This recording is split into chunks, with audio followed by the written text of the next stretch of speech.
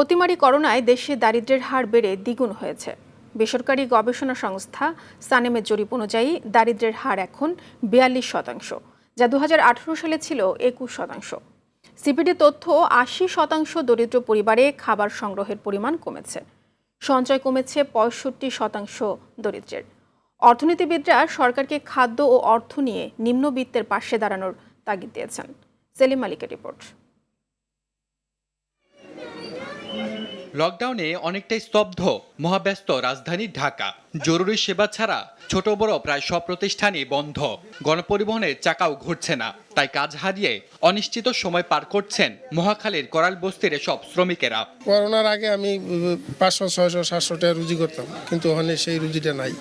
16 দিন পরে কালকে একটা কাজ পাইছি, কারেন্টের কাজ। কাজটা শেষে 800 টাকা দিছে, দেওয়ার পরে উনি নিচে 400, আমি নিচে 400। খরচ চালাতে না পেরে এদের অনেকেই পরিবারের সদস্যদের গ্রামে পাঠিয়ে দিয়েছেন।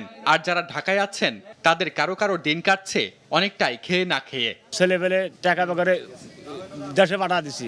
খুব কষ্ট আছে, গাড়ি ঘোড়া বন্ধ। 2 বেলা খাইলে 1 বেলা খাই না, এমন কষ্ট হইরা চলি আর কি পোলাপান্টি লইয়া। গবেষণা সংস্থা সানেমের জরিপে 2 বছরের ব্যবধানে দেশের দারিদ্র্যের হার দ্বিগুণ বেড়ে হয়েছে 42%। আর সিপিডির তথ্যে দেশের 16% মানুষের আয় কমেছে, ভাঙতে হচ্ছে সঞ্চয়। আর 80% দরিদ্র পরিবারই সীমিত করেছে খাবার গ্রহণের পরিমাণ।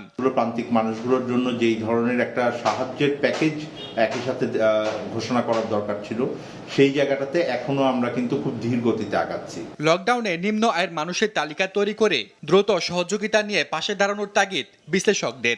প্রত্যেকটা শ্রমজীবীর পাশে এ রাষ্ট্রের দাঁড়ানো দরকার এবং তাদের জন্য বরাদ্দ করা দরকার, খাদ্য সহায়তার দরকার এবং তার পাশাপাশি তাদেরকে এই করোনার পরবর্তীতে আবার যেন তারা কাজে ফিরে আসতে পারে তার জন্য প্রয়োজনীয় পুঁজি সরবরাহ করা দরকার। এই সময়টাতে এই ধরনের প্রান্তিক মানুষকে যদি আমরা কিছুটা সুরক্ষা না দিতে পারি, তাহলে কিন্তু আমাদের যে উন্নয়নের অগ্রযাত্রা আছে এই জায়গাটাতে একটা বড় ধরনের মধ্যমেয়াদী কিন্তু ক্ষতির সম্মুখীন হতে পারি।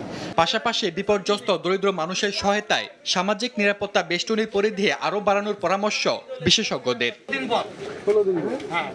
সেলিম মালিক, RTV, ঢাকা।